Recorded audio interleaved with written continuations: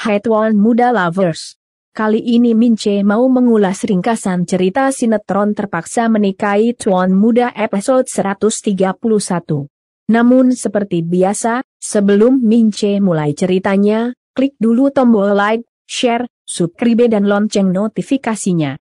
Biar kalian Mince doain mendapatkan rezeki tak terduga yang bisa dipakai buat beli kuda, beli kereta, beli bandara dan juga beli tempat baja. Amin. Sudah kan? Baiklah kalau sudah. Mince mulai ceritanya. Di episode kali ini diceritakan jika Kinanti yang sudah berada di dalam kamarnya ambilin baju ganti buat Babang Gondrong. Namun saat itu dia malah melihat baju-baju bayi yang sebelumnya dia beliin buat bayinya Amel. Kinanti pun jadi sedih dan langsung mengelus baju-baju bayi itu sambil bertanya dalam hati. Amel di mana ya sekarang? Apa dia baik-baik aja? Gimana keadaan bayinya? Abhimana yang melihat semua itu jadi bete dan langsung mendekati Kinanti sambil tanya. Kenapa lagi sih? Udah sampai rumah masih aja bengong. Kinanti sambil terus memegang baju-baju bayi lalu menatap Abhimana sambil bilang. Saya masih kepikiran Amel sama bayinya, Mas. Halo. Kinanti. Move on dong. Daripada terus-terusan mikirin bayinya Amel. Mendingan juga lu ajakin Babang Gondrong bikin bayi tuh. Mumpung dia lagi nggak ada kerjaan. Iya kan guys? Namun Babang Gondrong yang ternyata lagi bete sama Kinanti malah ceramahin Kinanti. Gak usah terlalu banyak mikirin orang lain. Mereka aja belum tentu mikirin kamu, belum tentu inget sama kamu. Namun Kinanti malah jawab. Tapi, Amel kan beda. Dia pergi dalam kondisi hamil. Kalau aja hari itu aku sama Amel, pasti dia gak bakal pergi mas. Aku takut Amel sama bayinya kenapa-kenapa. Auh gelap. Susah banget emang lu Kinanti dikasih tahunya. Si Amel tuh pergi karena emang dia nggak mau ngecewain lu dan pastinya dia juga punya rasa punya hati. Jadi mana mungkin gak menyerahkan bayinya begitu aja. Babang Gondrong pun lalu bilang. Jangan kebanyakan overthinking. Amel memutuskan pergi dari sini, berarti dia udah yakin bisa ngurus dirinya dan anaknya. Kinanti pun jadi menghela nafas panjang dan kemudian memeluk erat Babang Gondrong. Nah itu baru bener. Pelukin tuh Babang Gondrong. Terus ajak tuh Babang Gondrong ke tempat tidur. Mince jamin, gak bakalan ada yang ngintip kok. Di tempat lainnya, David yang terlihat gelisah lalu mengambil HP-nya dan sambil memegang kruk, lalu telepon Amanda sambil berharap agar Amanda mau menerima panggilannya. Namun Amanda yang kini sudah berada di dalam taksi malah menatap HP-nya. Amanda pun jadi serba salah dan sambil mengusap air matanya lalu terima panggilan. David pun jadi lega dan langsung memohon agar Amanda jangan pergi. Amanda pun jadi makin sedih dan dengan berlinang air mata kayak teh nining, Amanda pun lalu jawab. Udahlah Fit, cerita kita udah selesai. Kita gak akan bisa bersama lagi. David pun kaget dan jadi sedih. Sementara itu Amanda lalu melanjutkan kembali ucapannya. Ada satu hal yang lupa aku sampaikan tadi. Bahwa kamu adalah laki-laki yang paling yang baik yang pernah aku kenal. Jadi aku akan selalu berdoa. Semoga kamu bisa hidup bahagia meski tanpa aku. Amanda sambil terus menangis kayak teh nining lalu matiin panggilan. David karuan jadi kaget dan langsung bilang, halo Amanda. Yey, udah tahu panggilannya udah dimatiin. Masih halo aja lo. Telepon lagi sana kalau emang masih mau ngomong sama Amanda. David pun mengangguk dan kembali telepon Amanda. Namun HP-nya Amanda ternyata sudah nggak aktif. David pun jadi lemah, letih, lesu dan juga letoi karena Amanda nggak bisa dihubungi lagi. Sementara itu Kinanti masih terus memeluk erat Babang Gondrong. Astaga naga. Kirain Mince mah udah berapa ronde. Nggak taunya masih melukin aja. Kapan mau punya anaknya lu kalau cuma pelukan doang? Emang payah lu ah. Padahal Mince ama semua Tuan Muda Lovers udah ngarep banget. Kuciwa Mince kuciwa. Sementara itu Babang Gondrong sambil menghela nafas panjang tiba-tiba saja melepaskan pelukannya Kinanti. Kinanti pun jadi heran. Babang Gondrong lalu bilang, "Saya mau diperiksa." Kinanti jadi makin heran dan tanya, "Mau diperiksa apanya?" Babang Gondrong yang gak mungkin bilang diperiksa spermanya sehat apa enggak lalu jawab, "Ya diperiksa itulah." "Masa gitu aja kamu nggak ngerti? Emangnya dari tadi kita lagi bahas apa sih?" Kinanti pun jadi mikir dan akhirnya paham dengan maksud ucapan Babang Gondrong. "Oh, Mas Abhi mau diambil sampel spermanya." "Astagfirullah. Kinanti, kenapa pakai disebutin sih? Kan Babang Gondrong jadi malu tuh sama tuan muda lovers." Babang Gondrong pun lalu bilang, "Nggak usah kenceng-kenceng ngomongnya." Namun Kinanti malah kembali bertanya heran, "Ini serius kan Mas? Nggak bercanda kan?" Babang Gondrong pun jadi menghela nafas dan bilang, "Emangnya sejak kapan saya nggak serius?"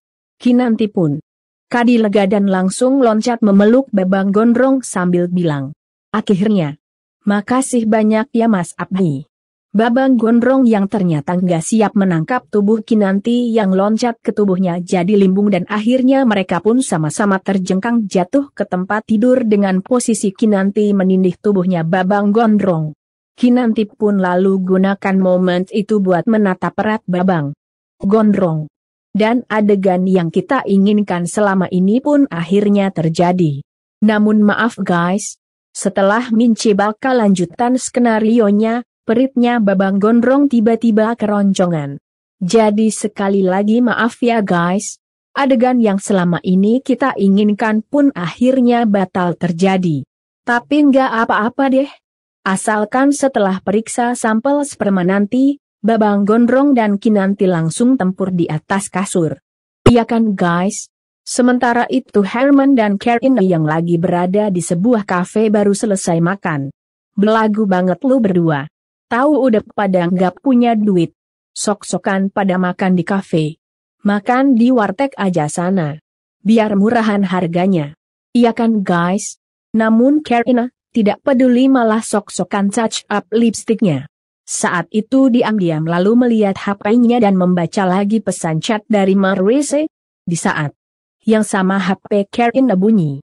Karin pun lalu terima panggilan dari temannya. Uang tanya, "Jeng Karin jadi nggak mau ikutan bisnis kosmetik? Kebetulan suppliernya itu lagi ada di Jakarta, kalau mau nanti aku kenalin." Karin pun lalu jawab, "Oh jadi-jadi. Kapan mau kenalin ke aku?" Herman yang ternyata menguping percakapan Karin dengan temannya tercekat dan langsung melirik Karin yang lagi menjawab ucapan temannya yang ngajakin ketemuan nanti sore. Karin pun lalu mengakhiri panggilan sambil kemudian menatap Herman dan bilang, "Mas, nanti sore aku mau ketemuan sama temen aku, ya. Aku mau diajakin bisnis kosmetik. Habisnya kan kamu bilang aku nggak bisa kerja kantoran. Jadi ya udah aku coba bisnis saja. Boleh kan?" Herman sambil lihatin HP-nya menjawab santuy, "Boleh." Karin bukannya senang diizinin bisnis, namun malah menatap heran Herman yang menjawabnya permintaannya dengan santuy. Karin pun jadi bertanya dalam hatinya, "Kok langsung diizinin sih? Aku pikir bakal ditanya-tanya dulu." Karin yang masih penasaran lalu kembali nanya sama Herman, "Tapi nanti kalau jadi, Mas kasih modalnya ya?" Herman lagi-lagi menjawab santuy, "Iya. Tenang aja." Karin pun jadi makin heran dan kembali bertanya dalam hatinya, "Tumben langsung iya." Karin pun jadi mikir. Sementara itu tuan muda Babang Gondrong dan Nyonya Kinanti yang tadi terjatuh sama-sama berdiri. Mereka sama-sama gugup karena tadi sempat jatuh ke kasur. Kinanti pun beranjak bangun dan bilang, "Kalau gitu saya mau tahu yang lain ya. Biar ikutan seneng juga." Babang Gondrong kaget dan tanya, "Kasih tahu siapa?" Namun Kinanti yang emang lagi seneng karena Babang Gondrong sudah mau memeriksa sampel spermanya keburu keluar dari kamarnya. Babang Gondrong jadi cemas dan bergegas mengejarnya. Di tempat lainnya, David yang masih galau turun dari taksi dan langsung bergegas ke rumah Amanda sambil bergumam. Dia pasti ada di sini. Ini rumahnya, jadi Amanda pasti akan pulang ke sini. Aku harus bisa bujuk Amanda lagi. David pun lalu mau buka pintu, tiba-tiba pintu dibuka dari dalam dan pemilik kontrakan lagi arahin para tukang buat angkut barang-barang Amanda keluar. Ada koper berisi baju, kardus-kardus berisi buku dan pajangan, dan beberapa box-box kontainer berisi perabotan Amanda. Pemilik kontrakan pun lalu bilang, "Ayo bawa keluar semua, hati-hati ya." David tentu kaget dan langsung tanya sama pemilik kontrakan. "Maaf Bu, ini bukannya barang-barangnya Amanda." Pemilik kontrakan tercekat dan langsung menatap David sambil menjawab pertanyaan David tadi. Mas David. Iya benar, ini semua barang-barangnya dia." David lalu tanya lagi. "Terus kenapa dibawa keluar? Nanya melulu Kayak si Swet aja. Kalau tuh barang-barangnya si Amanda dikeluarin sama yang punya kontrakan, artinya si Amanda nggak akan ngontrak di situ lagi. Iya kan guys?" David pun jadi kecewa dan lagi-lagi David pun jadi lemah, letih, lesu dan juga letoi. Sementara itu Kinanti yang kini sudah ada di ruang tengah lalu memanggil-manggil Eyang Morte. Jumi yang lagi lap meja jadi menatap heran. Kinanti pun lalu tanya Jumi, "Bik, Eyang mana?" Jumi jawab, "Di kamar kayaknya non." "Bentar Jumi panggilin ya." Jumi pun bergegas ke kamar Eyang Morte. Di saat yang sama Babang Gondrong Nonghol menghampiri Kinanti sambil tanya, "Kamu mau ngapain sih?" Kinanti lalu jawab, "Saya mau kasih tahu Eyang Mas." Babang Gondrong tentu saja kaget dan tanya, "Buat apa?" "Udah nggak usah." Namun belum sempat Kinanti menjawab, Jumi nongol lagi bersama Eyang Morte. Eyang Morte pun lalu tanya, "Ada apa panggil-panggil Eyang?" Babang Gondrong pun jadi tepuk jidat. Sementara Kinanti lalu bilang ke Eyang Morte, "Eyang, Kinan mau kasih kabar gembira." Eyang Morte malah jadi heran dan tanya kabar soal apa. Kinanti pun lalu jawab, "Mas Abhi akhirnya mau diperiksa. Dia mau kasih sampelnya ke klinik." Eyang Morte pun jadi girang dan langsung mengucap syukur. "Alhamdulillah." Jumi juga ikut girang dan langsung bilang, "Akhirnya." Sementara itu Eyang Morte yang lagi seneng lalu mencubit pipi Babang Gondrong karena saking senengnya. Babang Gondrong pun jadi malu banget. "Gak usah malu Babang. Apapun yang terjadi, Mince dan semua tuan muda lovers yang ada di seluruh penjuru dunia selalu mendukungmu. Hidup Babang Gondrong." Namun Babang Gondrong yang malu sama eyangnya lalu omelin Kinanti. "Ngapain sih kamu pakai ngomong-ngomong ke eyang?" Kinanti malah nyengir dan bilang, "Kan biar eyang ikut seneng, Mas. Lagi pula yang selama ini nunggu kapan kamu mau diperiksa, bukan cuma saya tapi juga eyang." Babang Gondrong pun lalu jawab, "Ya tapi kan saya jadi malu." Jumi pun nyeletuk, "Sama Jumi doang mah gak usah malu-malu, tuan muda." Babang Gondrong karuan jadi makin bete dan langsung ngomelin Jumi. "Ini lagi nyamber aja kayak bensin." Jumi malah nyengir dan bilang, "Wow, banyak yang ngantri Jumi dong." Babang Gondrong pun jadi menghela nafas bingung dan gak tahu harus ngomong apa lagi.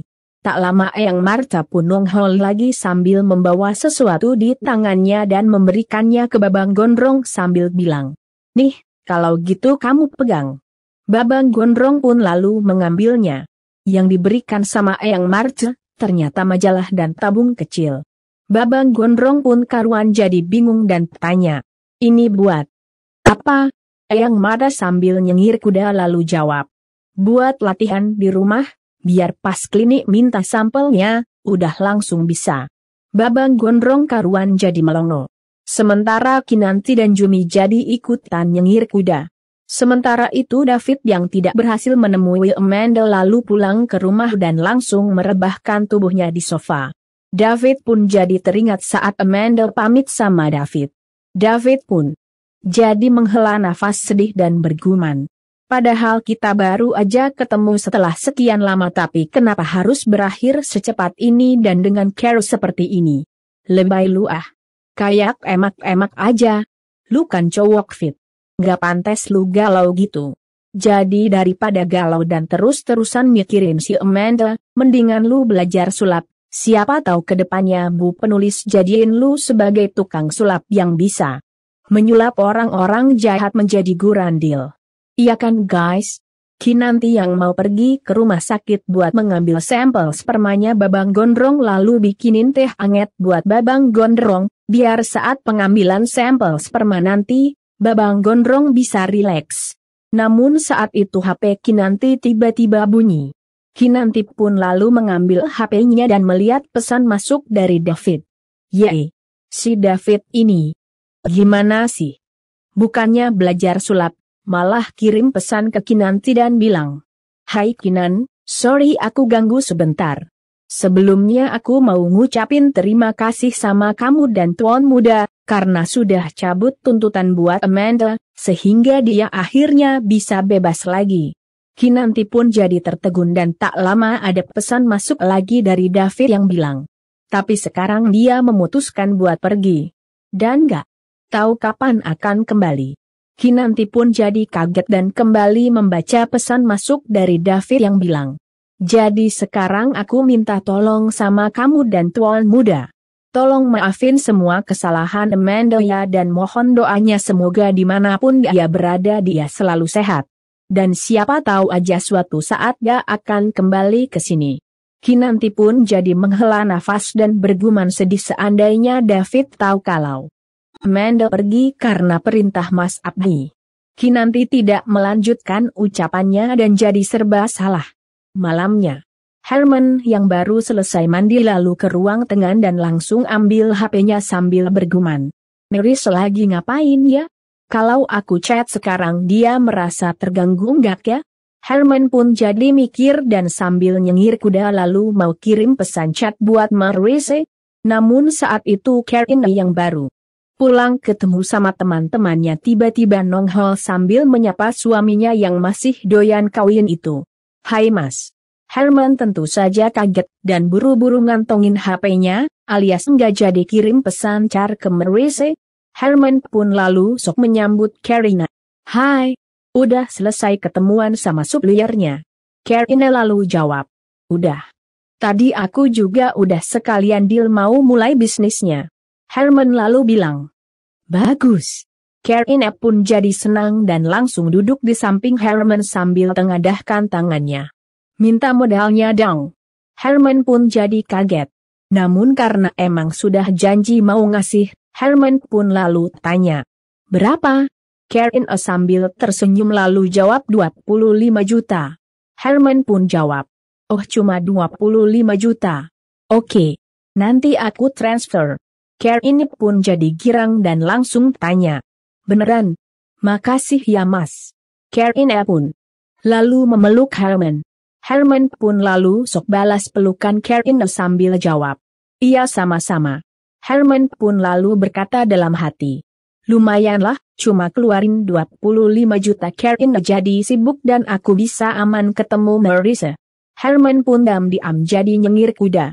Sementara itu Kinanti dan Babang Gondrong yang sudah berada di dalam kamarnya lalu mau tidur. "Nah loh, kok malah mau pada tidur? Halo, bikin anaknya kapan?" Kinanti bukannya jawab, namun malah menatap Babang Gondrong sambil tanya, "Besok Mas Abhi jadi antar Roma ke airport?" Babang Gondrong pun lalu jawab, "Jadi, kira-kira habis subuhlah berangkatnya." Kinanti pun lalu tanya, "Saya perlu ikut enggak?" Babang Gondrong lalu jawab, "Nggak usah, kamu di rumah aja. Lagi pula jam 6 pesawat Oma berangkat, jadi nggak akan lama-lama nunggu di airport." Kinanti pun jadi menghela nafas sedih dan tanya, "Kenapa sih Mas, Oma harus balik ke Amerika?" Babang Gondrong pun lalu jawab, "Ya karena masih banyak bisnis Oma di sana, jadi mau nggak mau harus dihandle dulu. Udah, ayo tidur." Kinan pun mengangguk sedih dan mereka pun akhirnya tidur. "Awah, Mince Kuciwa. Gimana mau punya anak kalau kalian berdua gitu mulu? Bu produser, Pak Produse, Bu penulis, Pak sutradara dan semua tim kreatif. Kalian tuh sebenarnya pada tahu gak sih kalau Mince sama seluruh tuan muda lovers yang saban hari mantengin sinetron terpaksa menikahi tuan muda ngarepin banget kalau tuan muda Babang Gondrong sama Nyonya Kinanti segera punya momongan. Sementara itu Eni tuh yang sudah berada di kamarnya lagi pakai skincare malam. Tak lama Reno masuk ke dalam kamar. Anita pun jadi bete dan tanya, mau ngapain kamu kesini? Reno pun jadi bete dan langsung jawab, juta amat sih. Reno bukan mau ganggu kok. Eni selalu tanya, ya udah, terus mau apa? Reno lalu jawab, Reno cuma mau bilang, nanti, jangan bikin kacau pesta pernikahan Reno ya. Please. Si Keong racun yang emang sudah menyimpan rencana busuk buat gagalin pernikahan Reno dengan Eno lalu meletakkan botol skincare dan langsung menatap Reno geram. Jadi kamu benar-benar mau nikahin perempuan kampung itu? Reno pun meralat ucapan mamahnya itu. Namanya Yana, bukan perempuan kampung. Si Keong racun malah makin geram dan langsung bilang, ah, terserah mama. Mau siapa kek namanya, mama tetap nggak setuju. Reno tentu saja makin bete dan langsung protes. Tapi semua keluarga kita udah pada setuju ma. Udahlah. Mama, tenang aja. Anak itu gadis yang baik kok. Dan Reno percaya suatu saat nanti mama pasti bakal terima dia. Anita malah menjawab ketus. Kenapa sih kamu ngotot banget mau nikah sama dia? Lagian kamu itu masih muda, jalan hidup kamu masih panjang. Reno pun lalu jawab. Tapi Reno cinta sama anak, ma. Dan Reno mau menghabiskan waktu Reno bersama wanita yang Reno cintai. Makanya Reno mohon sekali lagi. Sama mama, tolong jangan rusak hari bahagia Reno nanti ya. Percuma lu Ren mau memohon sampai mulut lu berbusa juga. Gak bakalan ngaruh. Dia pasti bakal terus berusaha menggagalkan rencana pernikahan lu sama si anak. Jadi kalau lu emang mau nikahin si anak, nikahin aja langsung. Siapa tahu tar kalau lu udah punya anak dari si anak, emak lu itu bisa luluh. Iya kan guys? Eyang Martu yang ada di dalam kamarnya tampak gelisah dan gak bisa tidur. Sesekali Eyang Martu melihat jam weker ada di samping tempat tidurnya. Eyang Martu pun jadi heran dan bergumam. Masih jam segini. Lama banget sih tengah malamnya. Sementara itu Babang Gondrong dan Kinanti ternyata sudah terlelap tidur. Tak lama jam weker di dekat mereka yang sudah menunjukkan pukul 12 malam akhirnya bunyi, disusul dengan weker lainnya. Seketika kamar Babang Gondrong pun jadi ramai dengan suara jam weker. Babang Gondrong dan Kinanti pun jadi kaget dan akhirnya terjaga dari tidurnya. Babang Gondrong pun lalu tanya Kinanti, ada apaan sih ini? Kinanti lalu jawab, saya juga nggak tahu Mas Abhi, kok tiba-tiba kamar kita jadi ramai begini ya? Babang Gondrong dan Kinanti pun jadi panik dan langsung menatap sekitar. Tak lama, mereka pun akhirnya menemukan jam weker. Babang Gondrong pun lalu tanya siapa yang taruh jam weker di situ. Ya udah kalau gitu cepet matiin deh. Kinanti mengangguk dan langsung matiin jam weker. Namun suara jam weker masih ada di tempat lainnya. Kinanti pun jadi heran. Kok suaranya masih ada ya? Babang Gondrong pun menggeleng bingung dan curiga masih ada di tempat lainnya. Babang Gondrong dan Kinanti pun lalu sama-sama mencari jam weker di setiap sudut kamarnya. Tak lama mereka pun akhirnya menemukan jam weker lainnya dan langsung mematikannya. Namun suara jam weker masih terus terdengar. Karena ternyata di dalam kamarnya emang sudah banyak jam weker. Babang Gondrong pun jadi makin heran dan tanya, ini ulah siapa sih? Belum sempat Kinanti menjawab, tiba-tiba terdengar ada yang ketuk pintu kamar. Babang Gondrong pun lalu bukain pintu kamar. Yang datang ternyata Eyang Martu membawa jam wekernya sendiri yang masih bunyi. Babang Gondrong dan Kinanti pun jadi menghela nafas. Sementara Eyang Martu malah nyengir dan bilang, udah waktunya nih. Babang Gondrong dan Kinanti pun makin kaget dan tanya, Jadi Eyang yang taruh semua jam waker ini di kamar kita. Buat apa?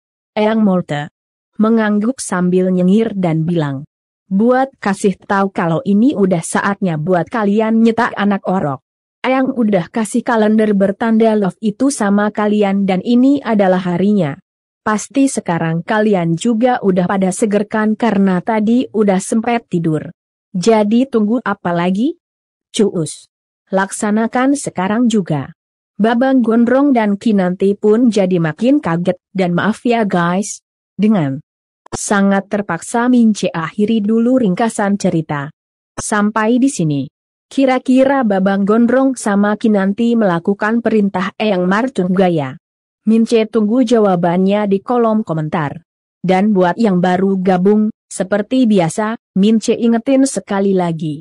Jangan lupa klik like, share, subscribe dan lonceng notifikasinya. Biar kalian Mince doain mendapatkan rezeki tak terduga yang bisa dipakai buat beli kuda, beli kereta, beli bandara, beli tanduk baja dan pastinya nggak akan ketinggalan update cerita sinetron terpaksa menikahi Tuan Muda.